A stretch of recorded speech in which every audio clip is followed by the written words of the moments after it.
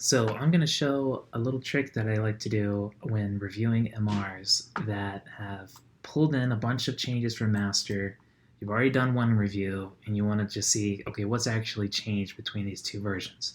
If I click on this compare with previous versions in GitLab, because we just pulled in a whole bunch of changes from master because we did a rebase or merge, it's going to compare this head versus the previous head, and it's going to have a lot of changes, which is not great. I have no idea what's actually changed here or not. Thankfully, since I've already looked at this and I've checked it out locally, what I like to do is look at my local ref log. So if you're scrolling up, previously I checked out this branch and I had an old ref to it. And so then I did where I'm just going to reset hard with the origin so I get the new ref. And so now in my ref log, I get to see some records here. One is going to be the old SHA, and that's stored locally, even though that's not in the branch. I could still have a reference to this SHA. Or no, here we go. Here's the old SHA, where I checked out from whatever branch I was looking at previously to this new one. And then I reset hard with the origin. So this is the new one after he made some versions change. So now I want to really compare what's changed between these two. And if I just look trivially at comparing the two heads, I'm going to get lots of unrelated changes. But one interesting thing we can do is compare the diffs of the diffs. So I'm going to diff from the master branch using 3 dots, which means we're going to look at the merge base of that branch, compare it to this old SHA, and then compare the merge base to the new SHA. And when I diff those diffs, then I'm going to have an idea of what's actually changed.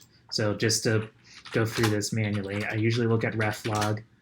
I find the one where I just did my checkout. So this is my old one. And I look at one where I've reset to somewhere in origins. That's my new one. And so I like using them. There might be other diff tools. You could do something like diffu to generate a unified diff file that you could open in VS Code or something, but vimdiff is nice. And so I'm going to pipe to it 2 things. I'm going to do git diff origin master 3 dots because we want to compare the merge base of origin master, not the head of origin master, with the old version that I have locally since I looked at this previously, and the new version that I just pulled from origin remote. And boom. And now I'm looking at this thing. And so what you'll notice is that since when comparing 2 diffs, they're going to share pluses and minuses. And what I'm really looking for are where there's 2 pluses or a minus plus, because that's going to show what's actually changed. There'll be some like SHA differences, and I can just ignore those. And so here's an interesting occurrence. One of the comments I left on that merge request was like, hey, I think we can delete this old fixture. And so I see here in the new diff, this thing was deleted. So that's great.